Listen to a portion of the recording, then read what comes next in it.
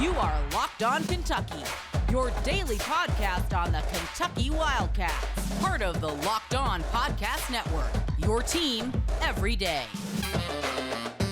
All right, what's going on, Big Blue Nation? Welcome on in to Locked On Kentucky, your daily Kentucky Wildcats podcast. I'm your host, Lance Dawe, writer for Sports Illustrated for various SEC-related things. But on this podcast specifically, we take a dive into all things Kentucky athletics. On today's episode of Locked On Kentucky, going to be talking a lot of recruiting.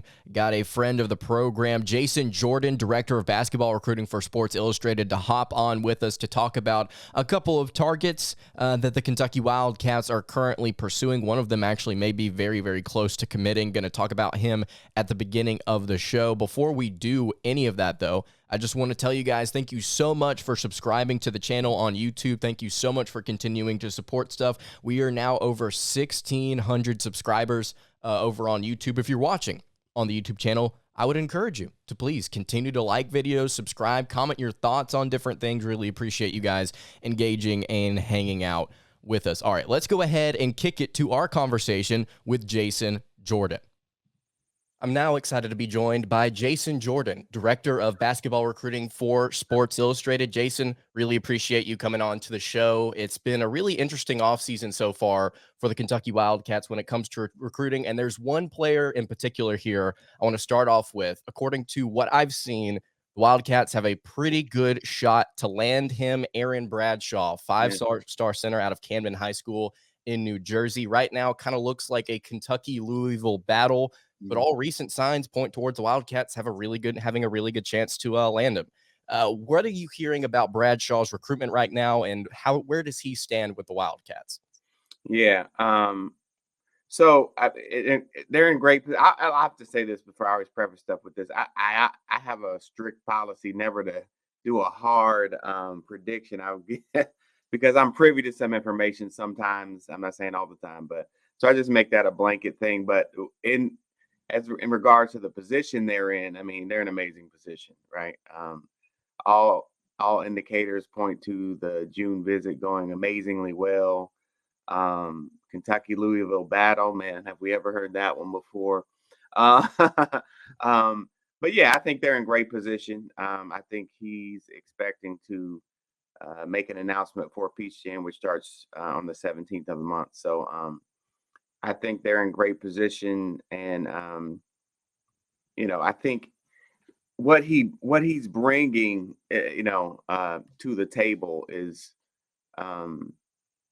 just what I like. We could get into the technicals of what he brings as a player, but what I like about him the most is he's impactful. Obviously, that encompasses a lot, but I like his impact on both ends of the floor. And a lot of times that doesn't always show up in the stat sheet. Like sometimes his presence, I've seen it like turn people away, on the defensive end. And, he's knocking down shots. He's a new age big, right? And so he's going to be an amazing piece for the next level. I like that he's going to college. I know that there was some speculation on him going to college and going to the pros. I'm glad he kind of stepped out there and said it was definitely a college lean for him.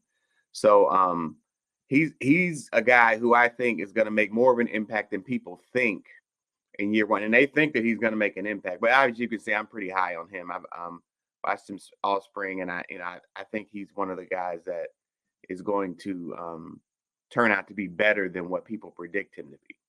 Yeah, absolutely. And like you said, and this is something that I've kind of said recently on the show whenever I talked about Bradshaw, is he looks like a modern NBA big, right? 7 feet tall, 210 pounds. You would like to see him gain a little weight during the transition to college. But like you said, his style of play doesn't necessarily require him to be really bulky. I mean, he seems really comfortable with the ball in his hands. Like you said, impactful on both ends of the floor. And you look at Kentucky's roster right now. I mean, this time next season, the question's going to be asked, Jason, who's going to be the Oscar Tshiebwe replacement? Who's going to step in and fill those shoes? And we're looking at Bradshaw right now as that potential guy. So I definitely see a lot of potential in him. I'm glad somebody else does as well.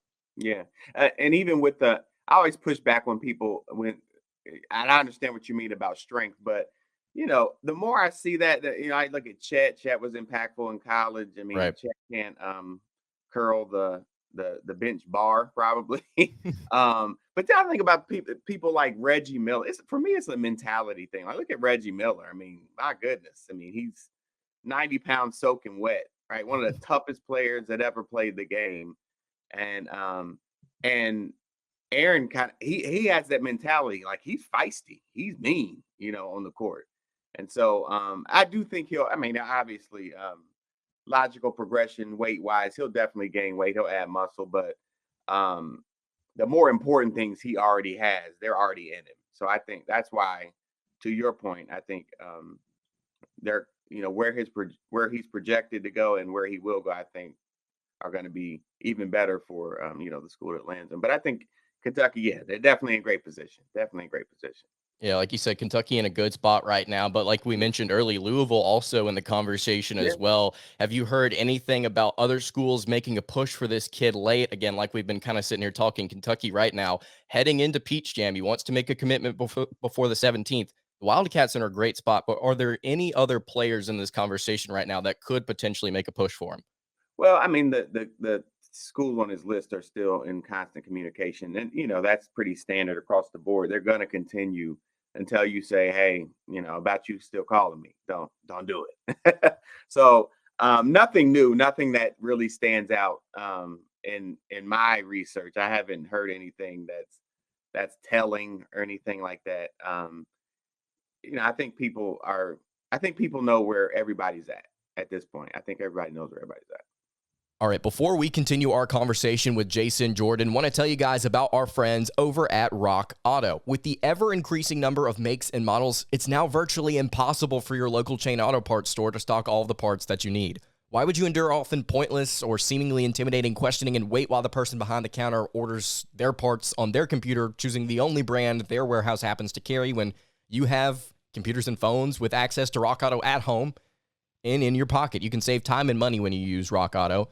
Rock Auto is also a family business. They've been serving do-it-yourselfers for over 20 years. Their prices are reliably low for every customer. And on top of that, Rock Auto has everything that you could need: brake parts, motor oil, tail lamps, new carpet. We would highly encourage you guys to go check out rockauto.com right now and see all the parts available for your car or truck. And you can write "Locked On" in their "How did you hear about us" box so that they know that we sent you. Amazing selection, reliably low prices. It's all the parts your car will ever need. You can visit rockauto.com today.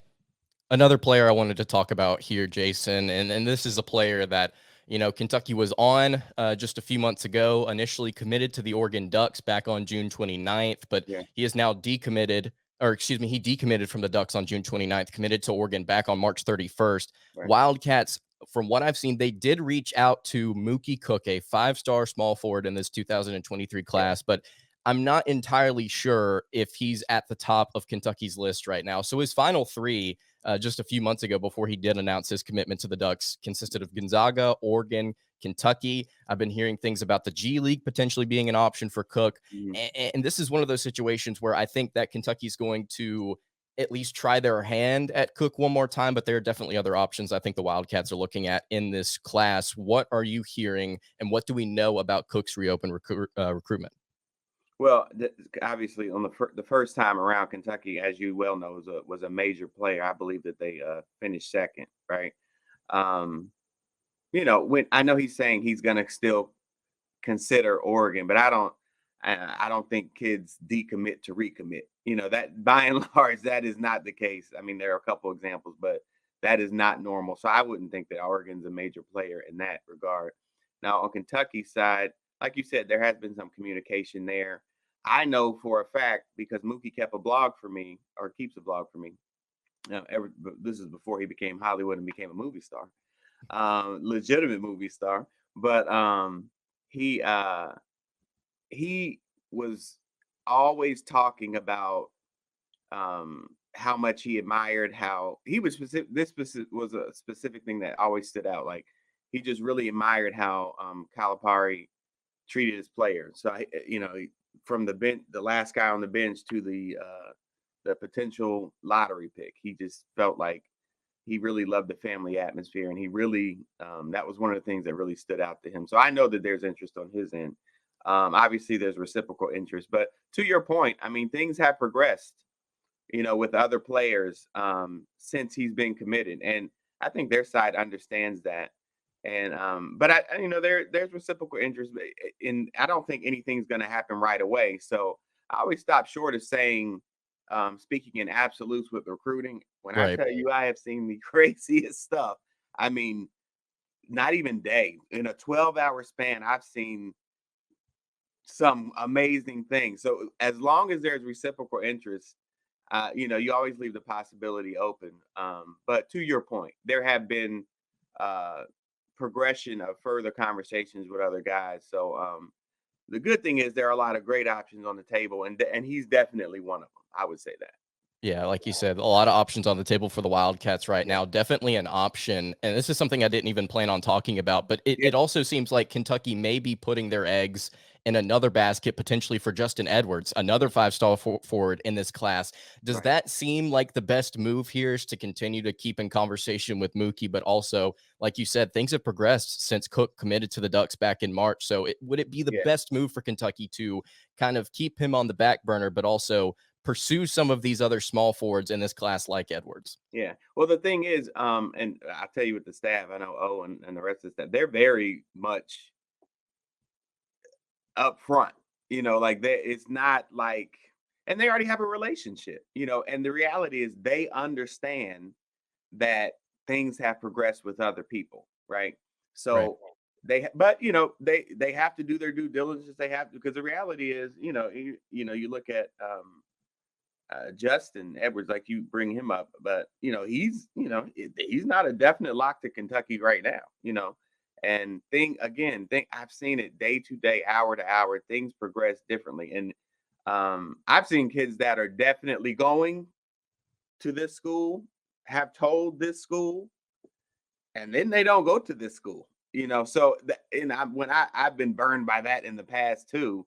So as long as there are conversations with a school like Kentucky, as long as the conversations are there and there's reciprocal interest, I mean, I don't know if is it the best move? I think it's a smart move. I think if you've been in conversations with someone in their family, and I think you should keep those conversations going if you know what's good for you. But you owe it to yourself to keep, leave the light on. I would say that. So at this point, and I don't think any of these things are gonna come to fruition like an Aaron Bradshaw timeline. So Right. as long as there's weeks or a month out, there's some wiggle room there for Yeah. sure. Especially with Peach Jam. 'Cause a lot of things happen at Peach Jam. A Yeah. lot of things happen at Peach Jam. So I think a lot of coaches are waiting on that and are waiting to, seal some things up there and, have some time there to, give a couple winks, a couple nods, I'm telling you, it matters. It matters. Yeah, like you said, a lot of time left. A lot of time left for kids to make decisions. A lot of time left for different shoes to drop. We've got plenty of time to see where some of these Yeah. major players in this 2023 class actually go. All right, before we wrap up our conversation with Jason Jordan, let me tell you guys about our friends over at Built Bar. So Built Bar, if you've been listening to the podcast for any amount of time, very, very close friend of the program, got some phenomenal different flavors. They essentially invented healthy and tasty. Their protein bars are absolutely phenomenal for you, and they taste great as well. They've got this new flavor out. Now, me personally, I'm going to be honest, not a huge fan of coconut, but I am a huge fan of brownie. They have a new flavor, coconut brownie chunk, and I've heard that it's really, really good. I like to stick more in the salted caramel, chocolatey kind of vein. That's just me personally. But if you are a coconut fan, I would highly encourage you to check out this new flavor from Built Bar. It is absolutely phenomenal, again, from what I've heard. And on top of that, it's really, really good for you. Delicious coconut, rich, sweet brownie, creamy marshmallow. I mean, I'm not a huge fan of coconut. I'd be willing to take a crack at it because it sounds and looks phenomenal. You can go to Built.com right now and use promo code LOCKED15 to get 15% off your order. Again, use promo code LOCKED15 for 15% off at Built.com. And look, it doesn't have to be It doesn't have to be coconut brownie. It could be birthday cake. They've got that flavor out recently. It could be brownie, just straight up brownie. Again, like I said, we here at the program, fans of salted caramel. On top of that, cookies and cream. Would highly encourage you guys to go check out built.com. Again, promo code LOCK15 for 15% off your order.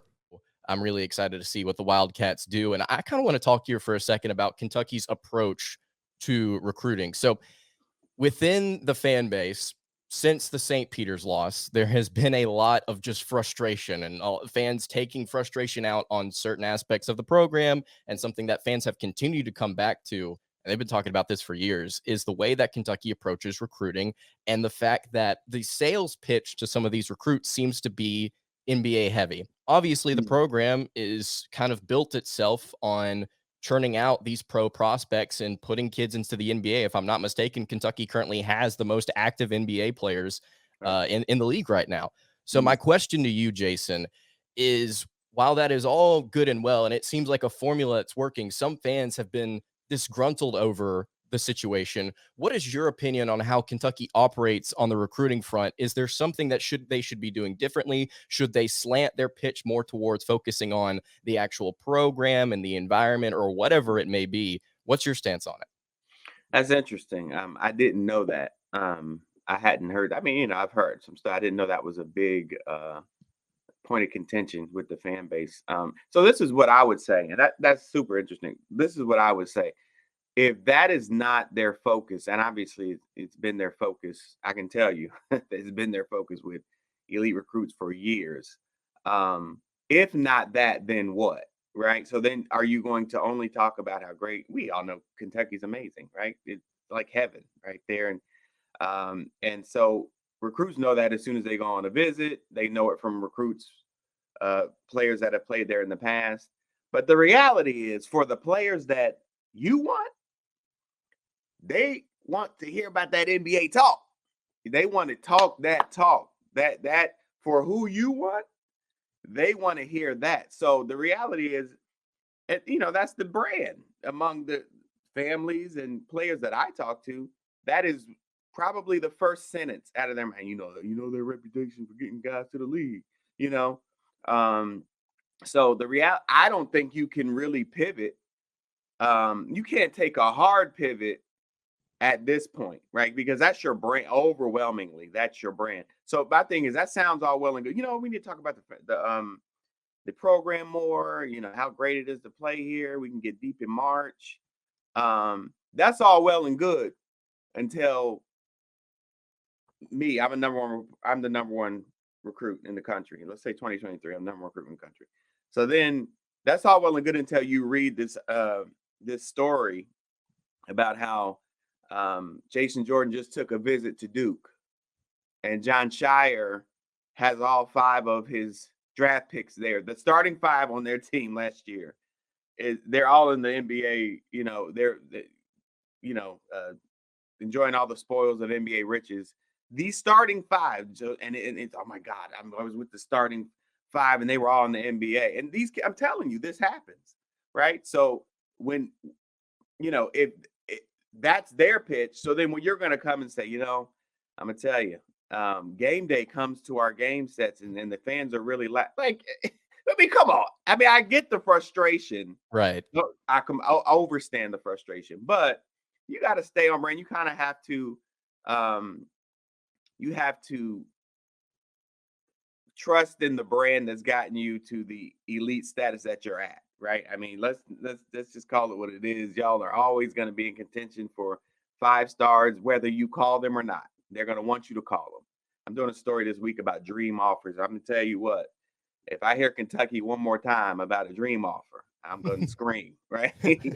So, I think I understand, and maybe they could pivot more to maybe development. Hey, we're going to make you the most ready. Like, not only are we going to get you there, but you're going to be ready to be there because we're going to develop you. So you're a 7-foot guy who can knock down threes. Hey, Aaron Bradshaw, you're a 7-foot guy who can knock down threes. Well, we're going to develop that, right? And we're going to work on your ball handling, and you could potentially be a wing at the next level, right? That they could do more of that. And I think they can implement that. And I think that will resonate with kids. But at the end of the day, for the kids you want, you're going to have to keep that NBA talk flowing. Because I'm telling you, if you're not talking about that, it's going to be like, well, what are we talking about? What are we talking about? Because that's what they want to hear. And Kentucky knows that. Yeah, and that's honestly the only reason I bring this up is because fans have kind of brought it back up to me. I've seen it in YouTube comments, seen it on social media. I talked about this earlier on in the spring, and I said essentially what you said is this is the brand Kentucky has built. This is how they get the frustration amongst fans was Cal's not focused enough on winning, even though no signs indicate that he's not focused on winning. It's like, well, he's not focused on winning. You saw what happened against St. Peter's. And my complaint was, guys, you do understand the only way that we're going to get some of this elite talent on this team and get these kids to come here is if we point them towards we're great at developing and putting kids in the NBA. That's the only reason we're going to get this high-end talent. You can't shift away from that. You can't, exactly like you said, it's like you can't tell them, oh, well, the game day environment's awesome. Like no recruit truly cares about that over getting a bag in the NBA after playing a year or two in college. That's just the way things work. And so fans can be disgruntled and upset all they want about the fact that, Cal operates the way that he does. But what I've continued to come back to is from the national perspective, like a perspective from yours, Jason, it's like, that's what Kentucky is. They are the transition to the NBA. And so that's how they get the talent. That's how they get the team to win. And so that's just kind of been my approach to it is I'm content with it because it gets the 5 stars on campus.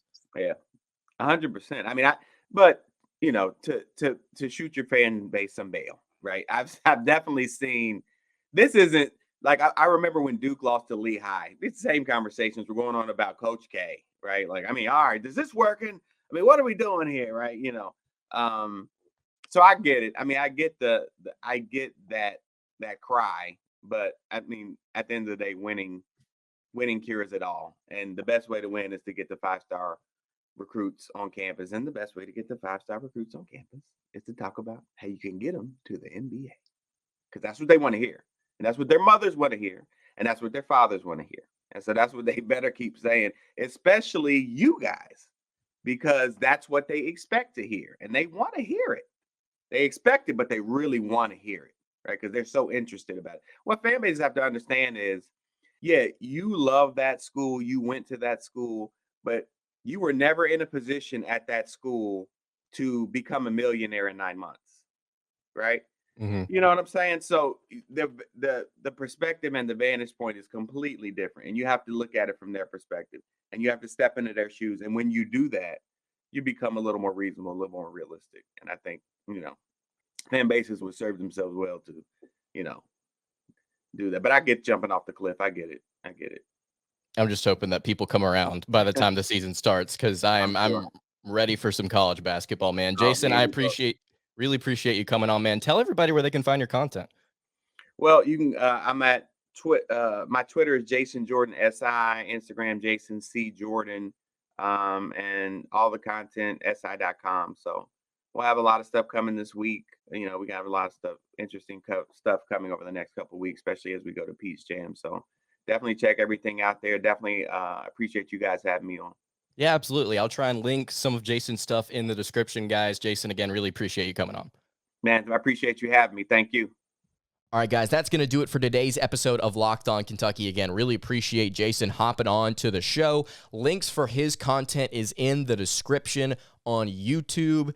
I really appreciate you guys watching. And hey, make sure you are subscribed or following wherever you're listening. YouTube, podcast, wherever you're listening. We've got a lot of different things coming up recruiting-wise on the show. SEC Media Days is just a couple of weeks away, and actually maybe less than that at this point. We're going to be there. It's going to be awesome. It's going to be a lot of fun. Can't wait to cover that for you guys as well. So again, make sure you are subscribed. And also, before you're done listening to podcasts today, I would highly encourage you to go check out Locked On SEC with Chris Gordy. If you care anything about what's going on in the Southeastern Conference, as a Kentucky fan, by the way, you should go check out that podcast. He's been doing a phenomenal job, Gordy has, of getting to talk to different quarterbacks around the league, including Will Levis. I believe he was at the Manning Academy training there. Phenomenal interview with Will Levis. But yeah, I would highly encourage you guys to go check out Locked On SEC with Chris Gordy. You need to keep up. I'm just telling you this. Separate from Gordy and separate from just the SEC, you guys need to be paying attention to what's going on in college football because it's going to dramatically affect, in my opinion, a lot of different sports in collegiate athletics. It's not just the SEC. It's the Big Ten. It's the Pac-12, if the Pac-12 even exists here in a few months. It's the ACC. Every major power player is getting in on something wild that's going on right now. And we've barely touched it here on the show. I would just encourage you guys, whenever I tell you, go check out Locked On SEC, go check out these people. You want to stay informed because at the end of the day, it could affect Kentucky. It could directly affect Kentucky, and it's very relevant. It's very relevant in the sports world, right? So go check those guys out. Anyway, you can follow our show, on Twitter at Locked On UK. You can follow me on Twitter at LanceDaw_, and you can follow the show on Instagram at Kentucky Podcast. Any questions, comments, concerns, you can leave them in the YouTube comments below or hit me on the socials. I will see you all tomorrow for another episode of Locked On Kentucky. Hope you guys have a great rest of your day, and God bless.